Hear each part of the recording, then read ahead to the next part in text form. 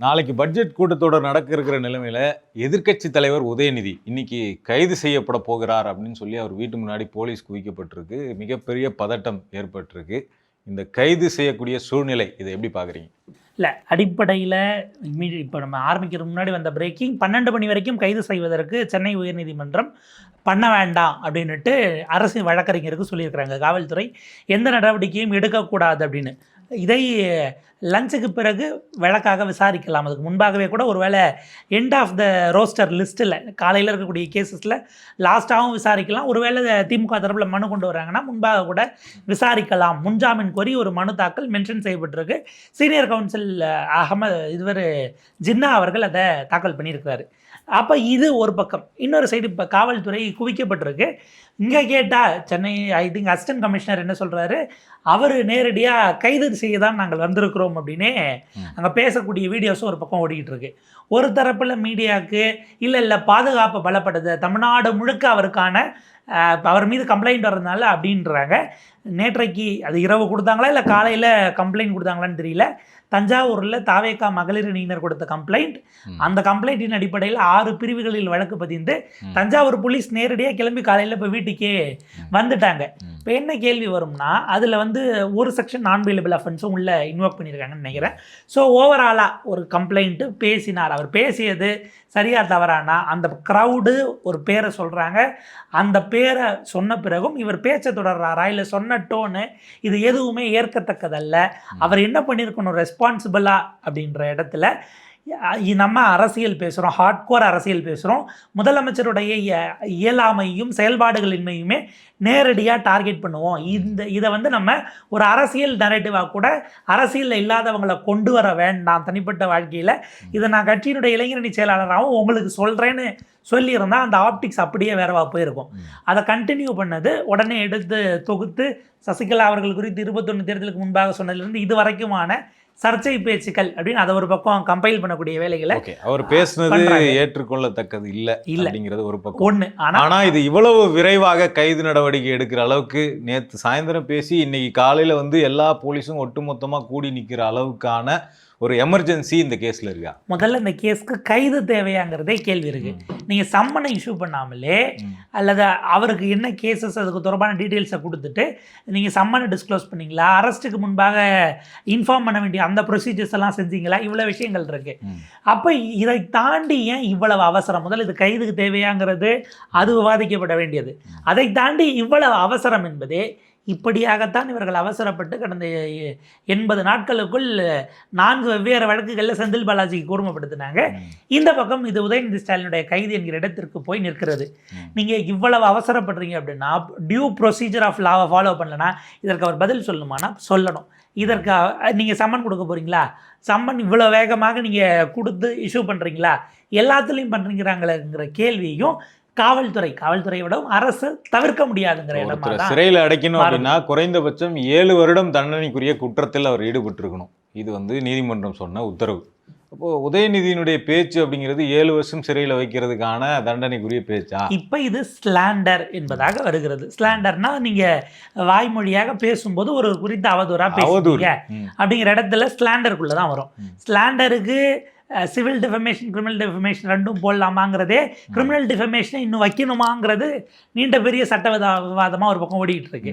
இப்போ இதில் என்ன பண்ணுறாங்க, க்ரௌட்ல இருந்து ஒரு பெயர் சொல்லப்படுது, அந்த பேரை அவர் உச்சரிக்கலை, சொல்லலை. ஆனால் அவர் சொன்னது கரெக்டாக அதனோட லிங்க் ஆகுது, அது சிங்க் ஆகி அந்த பேசிய டோன்கிறது கம்ப்ளீட்டாக அந்த சூழலையே ரொம்ப மோசமான அருவருக்கத்தக்க ஒரு இடமாக இன்னைக்கு கண்டனங்கள் இவ்வளோ தூரம் வர்றதுக்கான சப்ஸ்டன்ஸாக அது மாறுது அந்த கண்டென்ட்டு. இப்போ நம்ம காவல்துறையை விடவும் காவல்துறைக்கு பின்னால் இருக்கக்கூடிய அரசு நோக்கி இதே வேகம் நீங்கள் எல்லாத்துலேயும் காட்டினீங்களாங்கிற கேள்வி இருக்கும். இப்போ இதே இடத்துல உதயநிதி போன சட்டமன்ற கூட்டத்தொடரில் ஸ்ரீவைகுண்டம் எம்எல்ஏ சரவணனை பற்றி சில கேள்விகள் எழுப்பினார். இது மேடையில் பேசினதுக்கு நீங்கள் இவ்வளோ வேகமாக நடவடிக்கை எடுக்கிறீங்க. ஸ்ரீவைகுண்டம் எம்எல்ஏ சரவணனை பற்றி தாவேகா பெண் நிர்வாகி என்ன 2 பேர் சரவணனுக்கு நெருக்கமான 2 பேர் எனக்கு வேலை வாங்கி தரேன்னு சொல்லி கூல்ட்ரிங்க்ஸில் மயக்க மாத்திரையை கலந்து கொடுத்து கூட்டிட்டு போயிட்டு 2 பேரும் கூட்டு பாலியல் பலாத்காரம் செய்தார்கள் அப்படின்னு புகார் கொடுத்துருக்குறாங்க. போலீஸில் புகார் கொடுத்துருக்காங்க, மீடியாவில் பேசியிருக்கிறாங்க, எல்லா இதுவும் பண்ணியிருக்கிறாங்க. ஈவன் அவங்க எம்எல்ஏ சரவணன் மீதும் புகார் கொடுத்துருக்குறாங்க. அவரும் என்னை கூப்பிட்டு மிரட்டினார், பஞ்சாயத்துக்கு வரேன்னு சொல்லிட்டு அவரும் கூப்பிட்டு மிரட்டினார்னு புகார் கொடுத்துருக்குறாங்க. இந்த புகாரின் மீது என்ன நடவடிக்கை எடுத்தீர்கள்னு போன கூட்டத்தொடரில் உதயநிதி கேள்வி எழுப்பினார். இன்று வரை அதை பற்றி தாவேகாவோ அல்லது இன்னைக்கு வந்து உதயநிதி ஆபாசமாக பேசிவிட்டார்னு கொந்தளிக்கிற வேறு யாருமோ இதை பற்றி வாயே திறக்கல. இன்னொரு பக்கம் ராணிப்பேட்டையினுடைய மேற்கு மாவட்ட செயலாளர், தாவேகா மேற்கு மாவட்ட செயலாளர் ஒரு தாவேகா நிர்வாகிக்கு நான் பதவி வாங்கி தரேன்னு சொல்லி அவர் ஆபாசமாக வீடியோ எடுத்து மிரட்டிக்கிட்டு இருக்காரு அப்படின்னு இன்னொரு பெண் கம்ப்ளைண்ட் கொடுத்தாங்க. திரும்ப வந்து போலீஸ் ஸ்டேஷன்ல கொடுத்து எந்த நடவடிக்கை எடுக்கலன்னு கண்ணீரோட அவங்க பேசிய வீடியோவும் அப்படியே இருக்கு. இதுல என்னன்னா புகார் கொடுத்தவர்கள் எல்லாம் கட்சியை விட்டு நீக்கப்படுவது என்பதாகத்தான் அது நகர்கிறதுன்னு நம்ம குற்றம் சாட்டப்பட்டவர் நீக்கப்படல, புகார் கொடுத்தவங்க நீக்கப்படுறாங்க. ஒண்ணு. ரெண்டாவது, இப்ப இந்த விவகாரங்கள் எல்லாம் சம்மன் ஆச்சு இஷ்யூ பண்ணீங்களா நீங்க? குறைஞ்சபட்சம் சம்மன் ஆச்சும். இன்னொரு பக்கம் அமைச்சருடைய ஆடியோ, அதாவது மார்கண்டையன் என்ன பேசினாரோ அந்த டோன்ல தான் அமைச்சர் ஜெகதீஸ்வரி அட்லீஸ்ட் அது அவங்க குரல் இல்லைங்க, நாங்கள் குரல் பரிசோதனைக்கு கொடுத்துருக்கோம், வந்த பிறகு உண்மையாக இருந்தால் அது வந்து என்ன அது மிரட்டல் வராத, மார்கண்டையன் எலும்பை மொத்தத்தையும் உடப்பங்கன்னதும் ஜெகதீஸ்வரி அவர்கள் உங்களை வந்து உள்ளாடையோடு நிற்க வச்சு முடிச்சு விட்டுருவேங்கிறதுக்கும் அர்த்தம் ஒன்றா வேறையா. அப்போ இங்கே கைதுக்கு போதே இது குறைந்தபட்சம் குரல் சோதனை, இது வீடியோ இல்லை, பேசினதுக்கான வீடியோ கிடையாதுங்க, அது ஆடியோக்கள் தான். அப்போ எதிர்த்தரப்பில் இருந்தவரை ஏன் நீக்கினீங்க? அதில் உண்மையாக இல்லாமல் அவர் ஃபேப்ரிகேட் பண்ணிட்டாரா, இல்லை அதுவும் அவர் வாய்ஸ் இல்லையாங்கிறதெல்லாம் கேள்வி. இந்த விவகாரத்தில் அரசு உரிய நடவடிக்கை எடுக்கும்னு ஒரு ஸ்டேட்மெண்ட்டை கொடுத்தோம், குரல் பதிவு ஃபாரன்சிக்கு கொடுத்துட்டோம், வந்துரும்னோம் சொல்கிற இடத்துக்கு நீங்கள் சட்டம் எல்லாருக்கும் அந்த இடத்துல பாய்தானா இல்லைங்கிறது தான் தெல தெளிவாக நமக்கு தெரிய வேண்டியதாக இருக்குது. அப்போ நீங்கள் இப்போ இதில் கூப்பிட்டு விசாரிப்பது, நீங்கள் ஒரு பக்கம் கேட்டால் அவங்க கொடுத்த ஃபுட்டேஜஸ் எல்லாம் நீங்கள் பார்த்துட்டு அதனுடைய நம்ம சோதனை அதை நீங்கள் பரிசோதிங்க, அதில் வந்து பிரைமா ஃபேசி இருக்கா என்பதெல்லாம் நீங்கள் கண்டுபிடிச்சி தான் வரணும். ஆனால் அதை விட அங்கேருந்து நேராக கிளம்பி நீங்கள் இங்கே நேரடியாக கைதுங்கிற இடத்துக்கே வந்துட்டீங்கன்னா அப்போ நீங்கள் அதை போதுமான அளவுக்கு எடுத்துகிட்டு வந்துட்டீங்கிறது. இந்த துரிதம் இருக்கு இல்லையா, இதற்கு பின்னால் என்ன காரணம் இருக்கிறது? இப்போ இன்றைக்கு நாளைக்கு சட்டமன்ற கூட்டத்தொடர் கூடுகிற நேரத்தில் அப்படி என்ன அவசரம் என்கிற பொலிட்டிக்கல் கொஷினும் அதனோட சேர்ந்து வருது. ஏதோ ஒன்று எதெல்லாம் டைவெர்ட் பண்ணுவதற்கு இது அப்போ நடக்குது என்பற பிரதானமான கேள்வி. இப்போ இவங்க நேற்று வரைக்கும் பார்த்தீங்கன்னா ஆக்சுவலாக நீங்கள் அது காவிரி விவகாரத்துக்கு இவங்க திரும்ப இன்னைக்கு தாவேகாவினர் தமிழ்நாடு முழுக்க உதயநிதியை கண்டித்து எல்லா இடத்துலையும் ஆர்ப்பாட்டம் பண்ணிட்டு இருக்காங்க. முதல் முறையாக தாவேகா ஆட்சிக்கு வந்த பிறகு இவ்வளோ தாவேகாவை சேர்ந்த தொண்டர்கள் போராட்டம் பண்ணுறதுக்கு தமிழ்நாட்டில் இருக்கிறாங்களா அப்படிங்கிறத பார்க்க முடியுது.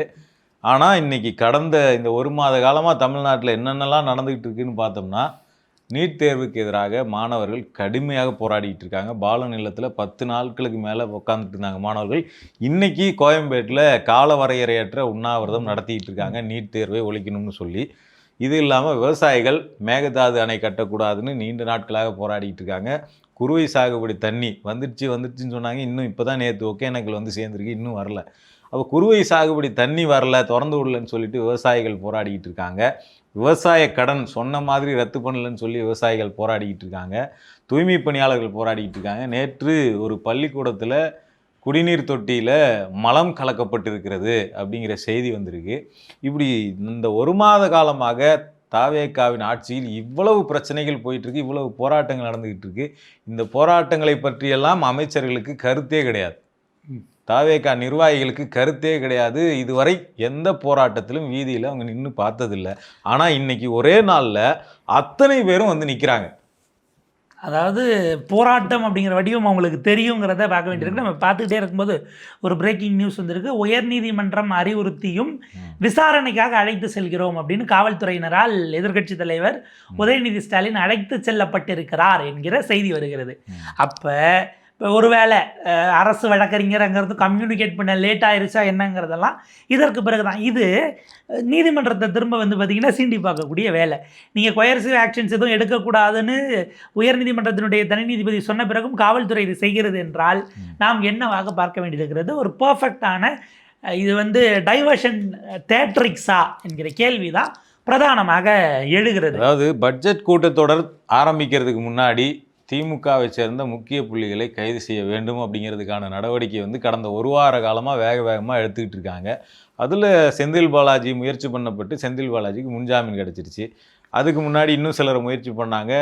அமைச்சர் சிவசங்கரை கைது செய்ய முயற்சி நடக்கிறது, அன்பில் மகேஷை கைது செய்ய முயற்சி நடக்கிறது இப்படின்லாம் சொல்லி இந்த இன்வெஸ்டிகேட்டிவ் மேகசின்ஸ்லாம் நியூஸ் வந்தது. அப்போ இதெல்லாம் எதுவுமே நடக்கலை. ஏன்னா இவங்க காட்டக்கூடிய அவசரம்ங்கிறது எந்த வழக்குமே எந்த முகாந்திரமுமே இல்லாமல் கைது செய்ய முடியுமானா முடியாது. அப்போ எந்த இடத்துலையுமே மேஜிஸ்ட்ரேட்டு அவங்கள கைது பண்ணுறதுக்கு கைது பண்ணுறதுக்கு சிறையில் அடைக்கிறதுக்கு அனுமதிக்க மாட்டுறாங்க அப்படிங்கிற சூழல் வரும்போது கடைசியாக அவங்க நேற்று உதயநிதியினுடைய பேச்சு, அந்த பேச்சு இப்போ இந்த பேச்சின் மூலமாக அவரை கைது நடவடிக்கைக்கு உட்படுத்தி இது என்னவாக மாறுதுன்னா, நேற்று அந்த ஆர்ப்பாட்டம் எதற்காக நடத்தப்பட்டுச்சோ அது அப்புறம் மொத்தமாக இன்றைக்கி மறைக்கப்பட்டிருக்கு. அது அந்த ஆர்ப்பாட்டத்தினுடைய நோக்கம் அப்படிங்கிறது இன்றைக்கி மறைக்கப்பட்டு உதயநிதி கைது அப்படிங்கிறது முதன்மை செய்தியாக மாற்றப்படுது.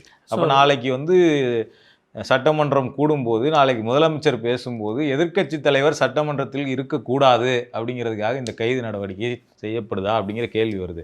உயர்நீதிமன்றம் சொன்னால் சொல்லிவிட்டு போகட்டும்ங்கிற நிலையில் இருக்கிறாங்களா? காவல்துறை அந்த வாகனத்தை மறித்து திமுகவினர் கோஷம் எழுக்கக்கூடிய காட்சிகளும் நமக்கு பேசிகிட்டு இருக்கும்போதேவும் வருவதையும் பார்க்க முடிகிறது. அப்போ இதற்கு பின்னாடி, அதாவது இவ்வளவு வேகம் என்பது என்னவா நகருது, அதனுடைய பின்னணி அரசியல் நோக்கம் இருக்குங்கிற இடத்துக்கு தான் இவ்வளவு துரித கதியில் வந்திருப்பது காட்டப்படுகிறது. இப்போ நாளைக்கு இதில் என்னென்னா, பட்ஜெட்டின் போது அவங்க பார்ட்டி ஃபண்டை எப்படியாவது லிங்க் பண்ணணும் அப்படிங்கிறதுக்காக ஒரு கைது பண்ணணும்னு நினச்சாங்க.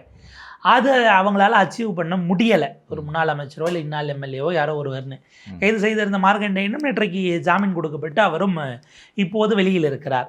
ஸோ அதனால் அவங்களுக்கு இதற்கான தியேட்டரிக்ஸ் என்னவாக தேவைப்படுகிறது அப்படிங்கிறது தான் இப்போ நம்ம கவனிக்க வேண்டியிருக்கு. அந்த தியேட்டரிக்ஸ்க்கான மேனேஜ்மெண்ட்டாக இதை செய்திருக்கிறார்களா என்கிற ஒரு கோணமும் வரும். இதில் நமக்கு இன்னொரு சில கேள்விகள்லாம் இருக்குது. அது என்னென்னா, இப்போ நீங்கள் தேர்தலுக்கு முன்னாடி ஆட்சியில் இருந்த திமுக தலைவர் ஸ்டாலின் அவரை பற்றியும் உதயநிதியை பற்றியும் தாவேகாவினர் பல அருவருப்பான வகையில் எவ்வளோ பேர் பரப்பியிருக்கிறாங்க. ஸ்டாலினோடு ஃபாத்திமா பாபு அப்படிங்கிற நடிகையை லிங்க் பண்ணி ரொம்ப மோசமாக அருவருக்கத்தக்க வகையில் பலரும் பரப்பியிருக்கிறாங்க. உதயநிதியோட இன்னொரு நடிகை, திருமணமான ஒரு நடிகையை லிங்க் பண்ணி அவங்களும் கண்ணா பின்னான்னு பரப்பியிருக்கிறாங்க. ஒரு கார் ரேஸ் நடத்தும் போதும் சரி, ஏதாவது ஒரு ஸ்போர்ட்ஸ் சம்மந்தமாக உதயநிதி எந்த நிகழ்வுகளை ஆர்கனைஸ் பண்ணாலுமே அது அந்த நடிகைக்காக பண்ணுறாரு அப்படின்லாம் பரப்பியிருக்கிறாங்க. இவ்வளவு செய்த பிறகும் கடந்த ஆட்சியில் இந்த நடவடிக்கை எதுவும் எடுக்கப்படலை அவங்க மேலெல்லாம். அப்போ இதே இப்போ விஜய் ஒரு நடிகையுடன் திருமணத்தை மீறிய உறவில் இருக்கிறார் அப்படின்னு கோர்ட்டில் டைவர்ஸ் கேட்டு அப்ளை பண்ணது விஜயினுடைய மனைவி. அந்த சமயத்தில் அந்த நியூஸ் பெருசானப்போ விஜய் ரசிகர்களே ரெண்டு பக்கமாக பிரிஞ்சு நின்றுக்கிட்டு, ஒரு பக்கம் த்ரிஷாவை நோக்கி ஆபாசமாக பேசுவது, இன்னொரு பக்கம் விஜயினுடைய மனைவி சங்கீதாவை நோக்கி ஆபாசமாக பேசுவதுன்னு ரெண்டு தரப்பாக அவங்களே அடிச்சுக்கிட்டு ரொம்ப மோசமாக நம்மளாம் இன்டர்நெட்டில் இருக்கவே முடியாதுங்கிற அளவுக்கான சண்டைகள் எல்லாம் பண்ணாங்க. இப்போ இதெல்லாம் நடக்கும்போது வராத பாயாத வழக்குகள் எதிர்க்கட்சி தலைவர் மீது பாயுது அப்படிங்கிறது அதுக்கு ஒரு கிளியர் இன்டென்ட் இருக்கிறத பார்க்க முடியும். எனக்கு வழக்கு பாய்ச்சது கூட வழக்கு யூஸ்வல் ப்ரொசீஜருக்குள்ளே போயிடுச்சுன்னா சிக்கல் இல்லை. இமீடியட் கைது அந்த இடத்துல தேவையா? நீங்கள் எதன் அடிப்படையில் அதை முடிவு பண்ணுறீங்க? நேற்று இரவு கொடுத்து கம்ப்ளைண்ட்டை வாங்கினதும் உடனடியே தஞ்சாவூர் போலீஸ் கிளம்பி வந்திருக்காங்க பாருங்க. இதே மாதிரி தான் எல்லா வழக்குகள்லையும் நம்ம வேகமாக இருந்தோம்னா எவ்வளவு சிறப்பாக இருக்கும் தமிழ்நாடு. சட்ட ஒழுங்கு, காவல்துறைங்கிறது தான் நம்ம எதிர்பார்க்க வேண்டியது. இதே வேகம் இருக்கக்கூடிய, ஏன்னா நேற்றுக்கெல்லாம் சில இதெல்லாம் பார்க்கும்போது ஆயிரக்கணக்கான வழக்குகள் அப்படியே தேங்கி நிற்குதுன்னு ரிப்போர்ட்ஸ் எல்லாம் பார்க்கும்போது அப்படியே கொஞ்சம் மனசு வலிச்சுது. இந்த வேகத்தில் செயல்பட்டாங்கன்னா பாதிக்கப்பட்டவர்களுக்கு எல்லாம் மிகச்சிறப்பான விஷயங்கள் டக்குன்னு போய் சேர்ந்துருங்கிற இடத்துக்கு ஒரு புதிய உச்சத்தை தொட்டிருக்கிறது. இந்த கைது அரசியல் கைது, வழக்கு அவர் சட்டப்படி சந்திக்க வேண்டியது. பார்ப்போம் இது எப்படி போகுதுன்னு.